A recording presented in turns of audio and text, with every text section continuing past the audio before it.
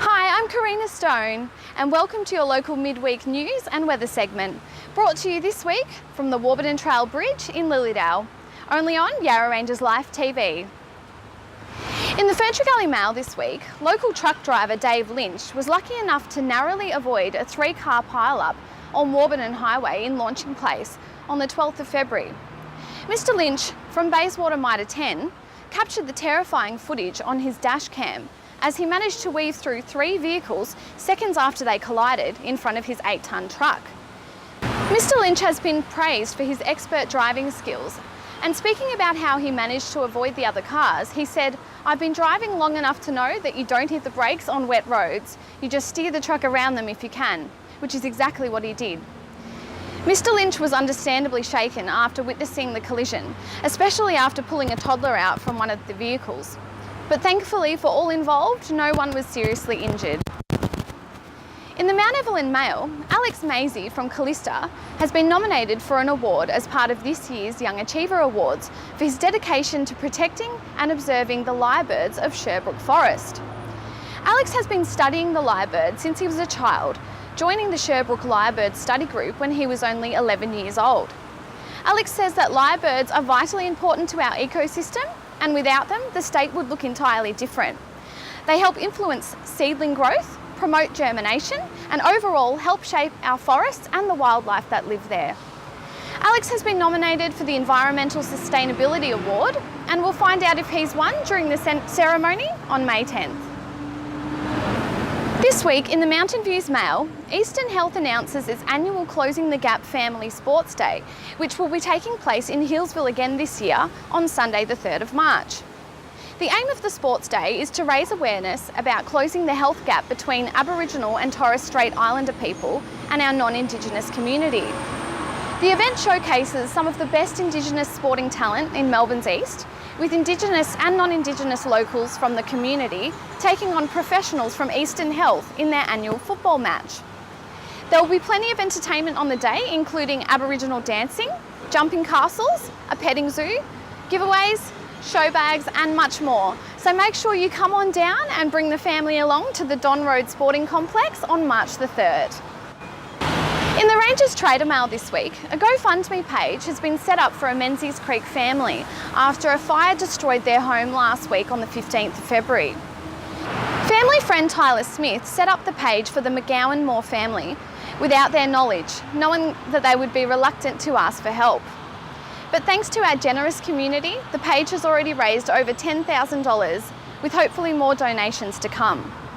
The family lost everything, including photos and other sentimental items that can never be replaced. But thanks to the efforts of Tyler and everyone who has donated, the family of 5 will at least have a helping hand in getting back on their feet. If you would like to donate, please see the news article for more details.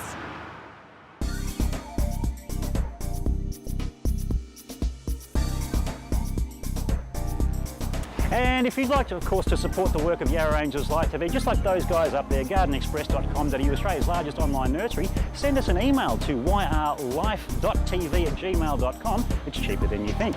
Now, what have we been up to? Of course, we've had a Chockers weekend. On Saturday, we started off at Wandon Park, where 365 Sports brought the international event, the 5K Foam Fest Fun Run, to our very own backyard. Lots of filthy clean fun we had there. And then on Sunday morning, of course, we kept the fitness theme going. We went to the Healesville Health Hub for their launch and their open day, of course, and we shared with you those wonderful facilities there. And then we brought it home on Sunday. We checked out a tiny home, a Tiny Stays tiny home with our very own Amy Stanton, of course. Her and her brother put that one together, and you guys can actually stay there anytime you like. So check out Tiny Stays Co on Facebook. We'll include a link in this post. But what have we got coming up? Well, stick around after the weather, where Karina and I will share with you what's coming up in the next week.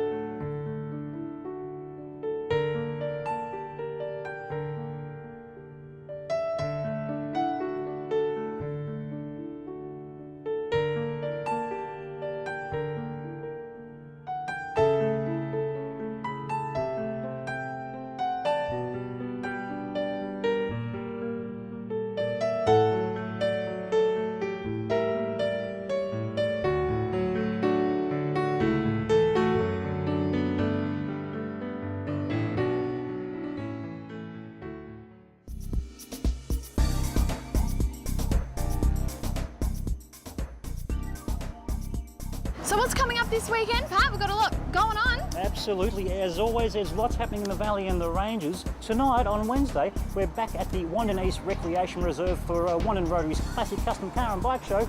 Thursday night, tomorrow night, we're off to Lilydale to the, of course, the Food Truck Festival. They're in town all weekend, so get some awesome foodie experience there.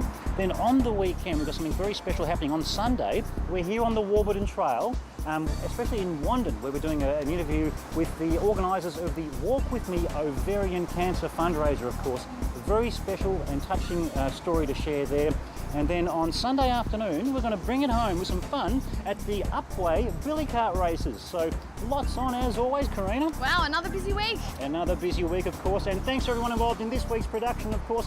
Karina, thanks for reading the news for us, of course, in very windy circumstances. Thank you very much. Thank you. Of course, Amy Stanton joined us last weekend. Thanks for her efforts. Danny Field, production assistant extraordinaire, of course, editing away and behind the camera as always. I'm Pat Boucher, and we're living, we're loving, we're sharing life in the valley and the ranges only on Yarra Rangers Life TV. We'll see you next week. We'll see you next week. Thanks for watching, guys. Cheers.